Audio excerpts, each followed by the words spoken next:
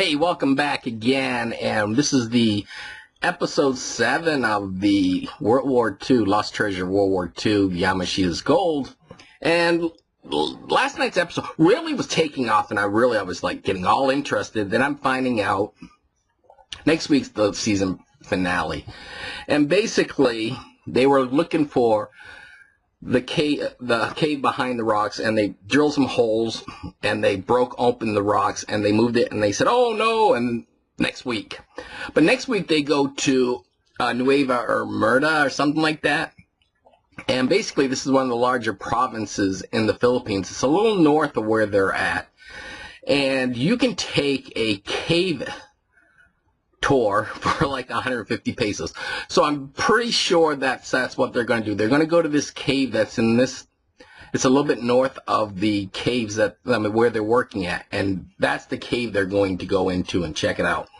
And so this is where it gets really interesting, and this is part of the story where I don't believe, and then I start to believe. I'm going to tell you another story when I'm done with this. I'm going to do it on another video. And it's about a man named Santa Romana who died in 1973. I've said him several times. He died in 1973, and he had $600 million in the bank, cash, and $1 billion worth of gold. So people are wondering, where did this guy, a Filipino typesetter, become one of the richest men in the world, but no one knows who he is? So I'm going to get into that next one, and I'm going to get into the conspiracy theories. One of them actually is the Nippon Star, which they showed on this episode. So let's just talk about, so they start talking about Robert Curtis. Now, I mentioned Robert Curtis a lot during the episodes, and he had the 175 maps. And he was a smelter from Sparks, Nevada. And he was offered $5 per ounce to smelt the gold. And basically, Marcos brought him to the Philippines, showed him a lot of gold in different areas of around Manila, and told him that he had gold that he needed to separate the geological fingerprint because it belonged to other countries, and it was stolen from these countries during World War II by the Japanese. Now, I believe Robert Curtis said a lot of the writing on it was Chinese. He worked for the Marcos government. He claimed that they found 12 spots. And after finding these 12 spots, General Ver took him to the American cemetery in Manila, where they buried a lot of them, the American prisoners, the servicemen in Manila. And General Ver threatened to kill him and actually pulled a gun on him, and he left the country. Prior to leaving the country, like I said before, he burnt all 175 maps. But he took pictures of them with a Polaroid. He left the country, and he came back after Marcos was deposed, and he worked with the Philippine government trying to find gold for the government.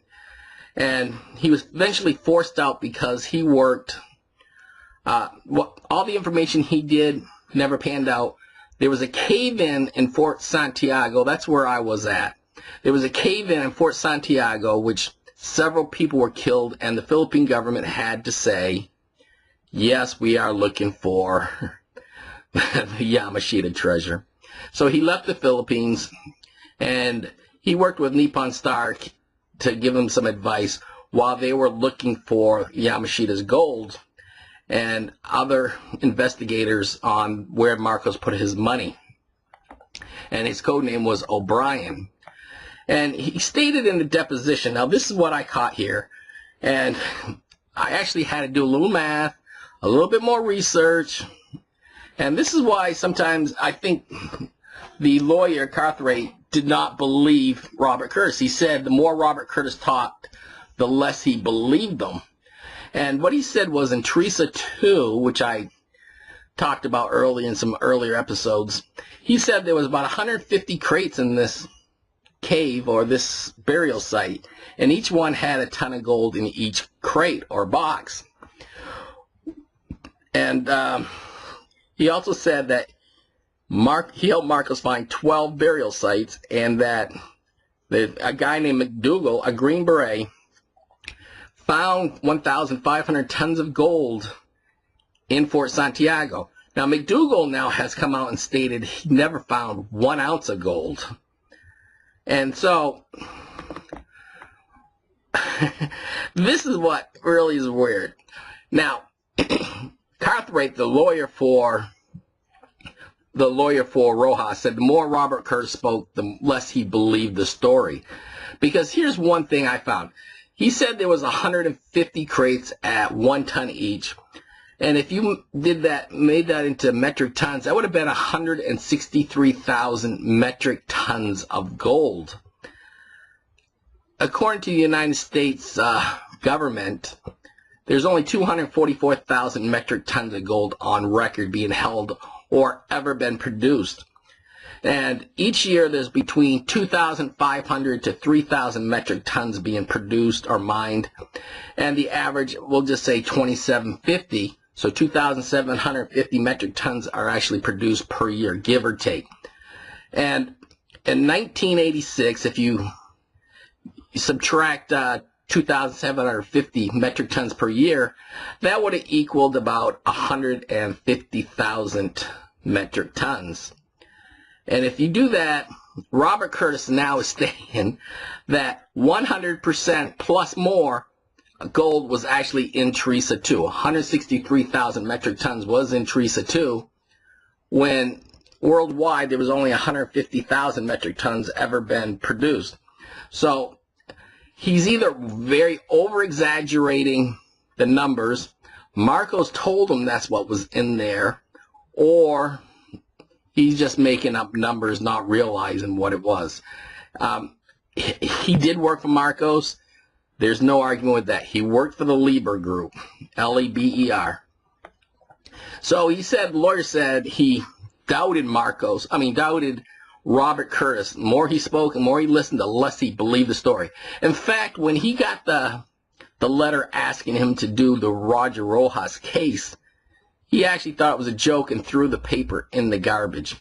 But the more he thought about it, he actually had to go and get the paper out, the letter out, to read it, and then he decided that he was going to take the case. And the more he looked into Marcos' finances, and then he started looking into finding more about the CIA, he started to believe this story. And so they went and they talked to the Nippon Star. Someone worked for Nippon Star. Now, Nippon Star was actually a CIA program, and reportedly Kurt Waldheim, the former United Nations Secretary, was involved in this. And in 1994, reportedly found over 500 metric tons of Nazi gold. Is it true? I don't know. But reportedly, they found this much gold. And this gold was relocated to the Philippines and China from the 1950s from Argentina, where gold from Europe and Nazi gold actually went to Argentina for safekeeping. Many countries during the war actually sent their gold to other countries which they thought were safe. And some countries took their gold to countries like Russia to protect, and Russia went under and they lost all their national gold. So Waldheim acted as an intermediary between the Austrian National Bank and the Philippine President Ramos. I don't know if it was sent back to Austria or however it was, but somehow they found 500 metric tons of gold.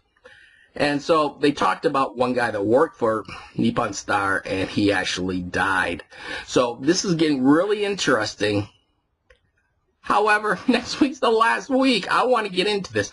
So I'm going to talk about Santa Romana in the next episode here.